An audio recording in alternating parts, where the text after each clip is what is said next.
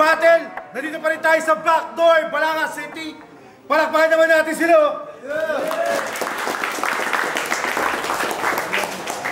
At syempre maraming salamat pa rin sa mga pumunta! Sa kanan ko, pakilala ka pare! Yo, KRM, Artikulo 13. Shoutout kay AC Perez, tsaka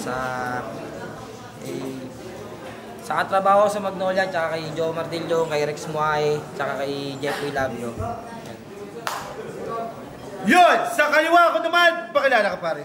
Yo, Benji nga pala. Shoutout nga pala sa mga tropo dyan sa Malas at sa Alpacaparo, Hermosa Municipal Council at sa Barep Family.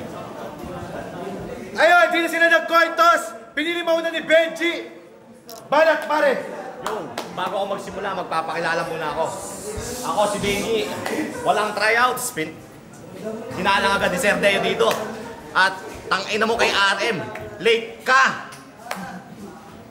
Game! Yo! Uunahan ko na agad. Pero di ko muna pakakasagad. Baka kasi ikaw ay masyak, biglang pangamo ay maglak. Malamang sabihin to, nagpasulat ako kay Sandrino.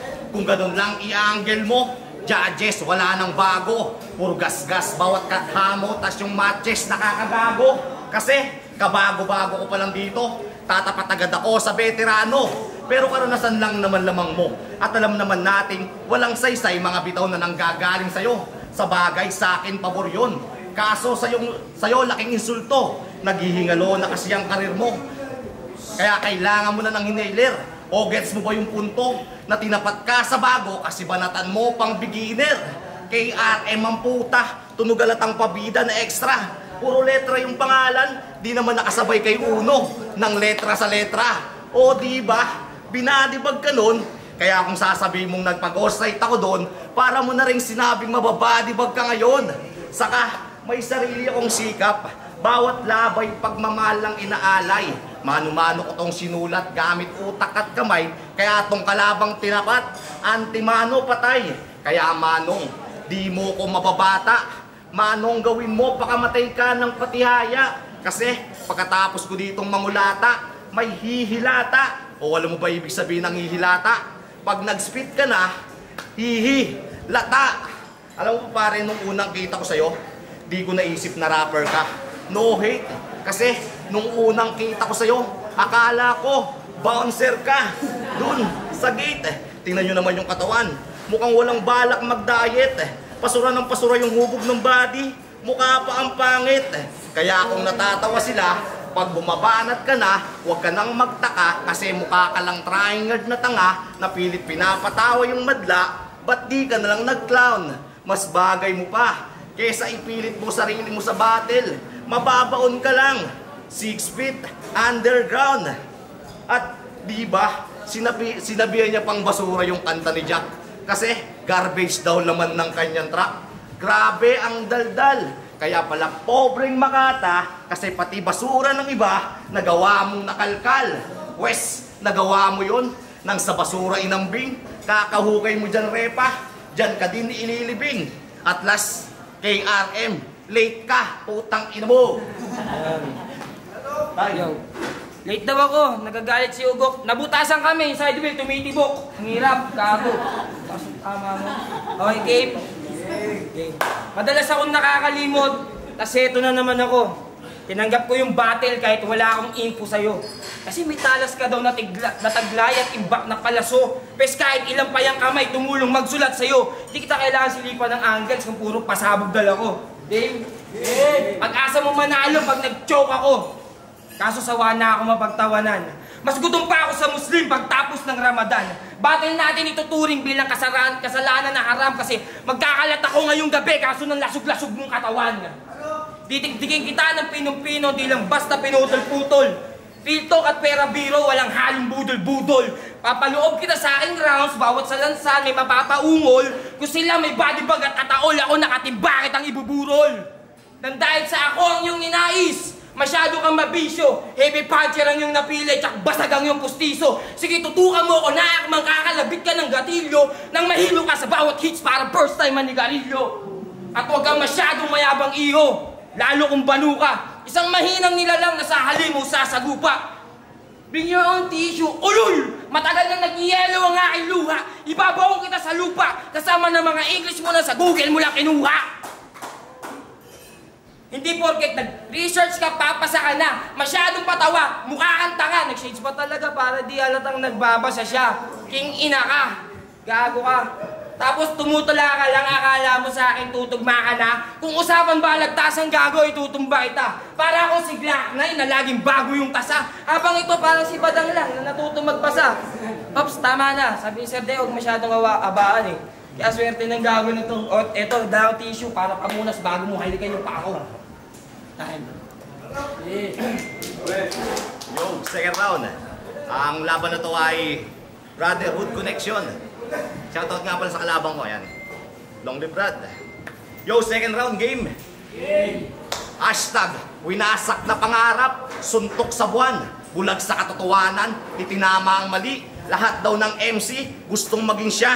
Yan ba ang iyong angad? Eh di ka naman magaling Brad.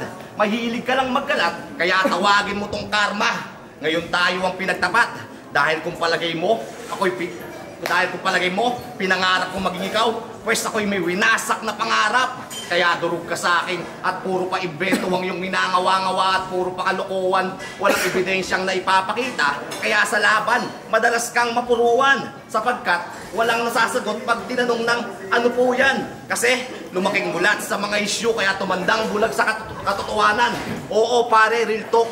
Kaya naman malabo sa akin yan makasugat na parang putol ang tali. Kung kaya't paano makakapatay kundi sa akin makahati. Kaya ang gambalain pa ako. Huwag mo nang subukan pare. Dahil ang manalo sa akin, suntok sa buwan pagkat malabo ngang mangyari. Puro DC ang sulatan mo at yung punches mo'y nasa hangin. Direkta mo dun sa kalaban. Huwag ka lang puro pahaging. At estilo ng iba, higitan mo. Huwag na huwag mong nanakawin. Aking itinama ang mali mo kaya nasabing natuto ka sa akin. Total, mainit ako ngayon. Masakit ang kada pihit na parang may fever. Magkakahalo ang bugaw na lason sa pula mong dugo. Kaya nako ka Evil. Langit lupa ang pagitan sa atin. Patunay lang na di tayo magka-level. Dinared ang kulay ng dugo mo ngayon. Tinanggalan ko na ng label. Bawat temperaturang aking binubuga. Kasing init na ng araw kapag sumikat na. Oh, baka pilingat ka dyan. Inatandaan mo ang pagiging sobrang sikat. Nakakasilaw sa mata. Ngayon, lubog na ang pangalan mo. Di ko na kailangan napakan pa ng pako. Ulo na lang ang kita na para bang pako. Sabay pihit at kitkit at ipapasok sa sako. Ngayon ka mangangapa at maghahanap ng ulo mo pagkasako. Hindi ko to pinasok para aralin. Pagkos inaral ko muna bago pasukin. Yan ang pinagkaiba natin. Fine. Ang baduy, boring. Sakita ng ene. Gumanong ka na lang dapat eh. Yung ina mo. Okay. Kamusta munti kong laruan? Masarap ba magbukang batukan at talunan sa harap ng nobya mong tatuan? At speaking of nobya, alam ba ng nobya mo na gangsta? Na meron kang girlfriend na grandma? Kailangan ba kaya ata pare? Pag mag-alala, hindi ko pagkakalat na mukha siyang engkanto at may pwesto siya sa palengke. Ba? Yung ina, real talk yan, mukha siyang engkanto. Na ang dulot sa kanya'y maganda. Paano namamaga yung bulsa sa tuwing namamatanda? Namamaga? Matanda? Okay. Nilapitan mo ako sa likod. Niyaya mo ako. Tangina mo ka. Akala ko si Cindy, nagkitan daw, putang rugby yung tala. Boss! Bossing! Bossing! Alam ko rin na ang hobby mo paglasing nang gagasa ka ng puno ng saging. Bukid ng ina. Ito lang yung bagay sa'yo. Kung dati nagpo-ponger ka, eto, saito ka ngayon. Tubol, tae, kulugo! Alipo nga, balakubak! Ina mo ha, pipiristyle na lang kitang hayop ka para naman magkapanalo ka ngayon. At yun ang mga, pipisalin kita at yun ang, para magkapanalo ka naman ngayon. At yung mga ganito, kikengkuhin lang kita, yun ang masakit. Yung hininga mo, tangina, may bagang na kinalabit. Ang ina, hindi pantay ang ngipin, tuwan-tuwa, akala niya panalo na siya. Sa round 3, gago, mamaya ibabaong kita. Pasalamat ka, naaawa ako sa'yo. Kaya hinihinaan ko yung sulat. Kasi baka mamaya pag natapos ka, di ka na mag-rap at kalimutan mo na lahat. Pero wag kang mag-alala pare, mag-abroad tayong dalawa. Tsupain mo na lang ako mamaya, pagtapos na tayo ha. Time. Yo! Meron daw akong babae sa palengke. Alam mo kung saan galing yung info na yan? Ayan, kay paring Nelgy. Tsaka shoutout sa'yo, paring JJ Yambaw. Ayan, galing sa kanila yan. Yo! Last round na, game! Ako nga pala si Engibs. Oo, binaliktad parang baliktarang estilo. Kung lumaban mala hybrid, patay tapang mo ngayon, boy hiyo. Ngayon tupoktong si KRM, Brillantes, Pilinyo sa El Nino. Dahil mag-aalab ang tinaguriang malamig na bagyo. Kada kahig, kada bayo, sa sahig malatrapo kang ipapahid at ipipiit ang iyong ulo. Ewan ko na lang sa'yo kung makakalapit ka ba bro. Sa karit ko na to, sa galit na isama, masasabi mo na lang na sana, nasa langit na lang ako. Kaya KRM, may questioner still. On the mark, oo dahil tulad ka rin ng iba, nabaliko. Yung lumalaking ulo nito, grabe yung depekto. Buwan-buwan lumalaki, pang hydro yung epekto. Oo, palaki ng palaki, malanuno sa punso. Kaso yung scheme, walang elemento. Paano? Kada bara, kinakapos, talagang kulang sa speed. Ganyan pag walang kwenta, buhay ng week. Pagiging toxic, napabilang, abay tunay kang shit. Pwes kalbit ko'y bagsak, tong disclip, pag revolver nag-tip. O ano, mapabilang sa may bilang yay malabong makuha. Pagiging bobo na natili, makahahoy tanong pa. Bugbog na sa talo, di na makabangon sa lupa. Ganyan talaga pag improvement, wala. Pagtapos panupa. Hindi ko na kailangan patunayan para masabing unique ako. Hindi ko na kailangan i-highlights wordplay ko na para bang si Unico. At di ba, nag-English to nung laban nila ni Cool Jack. Gusto nyo ng English? Eto banat ko. Mala-Espanyol na mapangwasak. I might be stranger for some of you, but let me show you how I rigged this fucking Star of Manila Zoo. Star of Manila Zoo?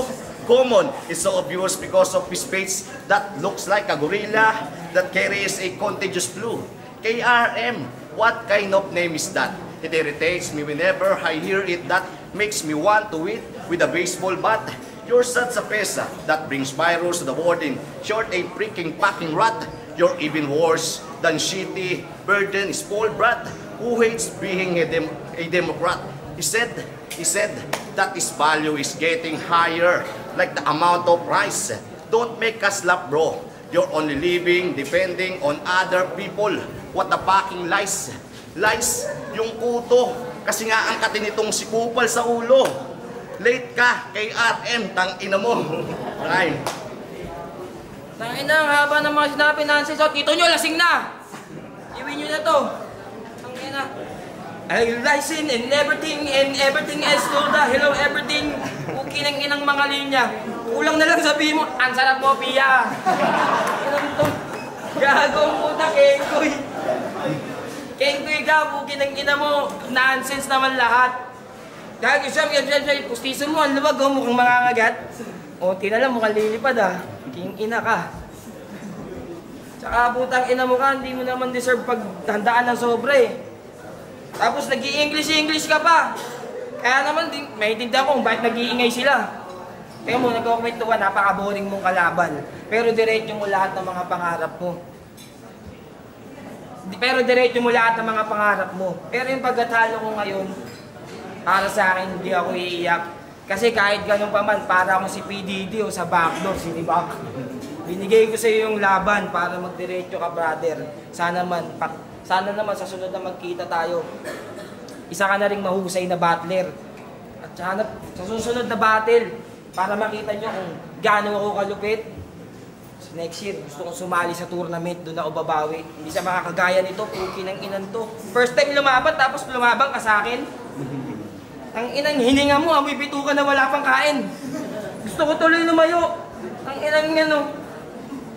Tapos na yung ano, malis na ng Philippine Area of Responsibility, pero dama ko pa yung bagyo. Sige na, time na tayo. Yun, susunod yung battle eh, yun, nandito pa rin tayo sa backdoor. Maraming salamat sa inyo. At syempre, ang boto ng Brado, 3-2 para kay KRM. Shoutout kay Aldrin, katrabaho sa Magnolia. Shoutout kay Brad, first time niya lumaban. Pero hindi ko alam ba't nakuha ko pa rin. Maraming salamat. sali ang tournament pagka may pagkakataon doon ako babawi.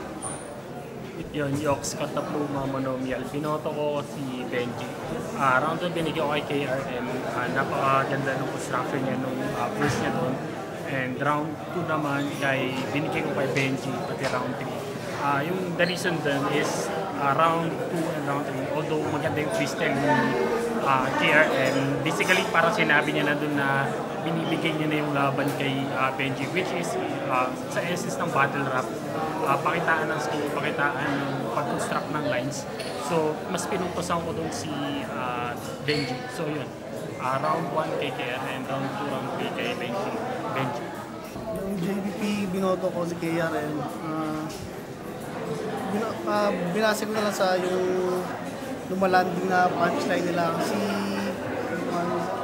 yung kalaban niya medyo naghanda siya, preparado kaso yung mga linya niya hindi kumukonekta sa kalaban, tapos hindi rin siya sa crowd kumpara doon sa freestyle ni KRM na sumusunod talaga doon, kaya binila ko na sa punchline daw na KRM. Yun, siyempre nga pala, artificial adapted. Binoto ko si KRM, round 1, round 2, para sa kanya yun. Pero round 3, parang nag-freestyle na lang yata siya. Kaya, ayun, binigay ko kay Ben. Yo, RB, ang binoto ko, round 1, round 2, hanggang round 3, si Benji. Kasi yung papansinin nyo, sa sulat ng kalaban niya si KRM, halos freestyle na lang. Kahit sabihin na natin walang malakas na suntok na dumadapo, lumalanding, at least, pinagandaan niya. Isang buwan nakalipas, dapat maging preparado tayo dito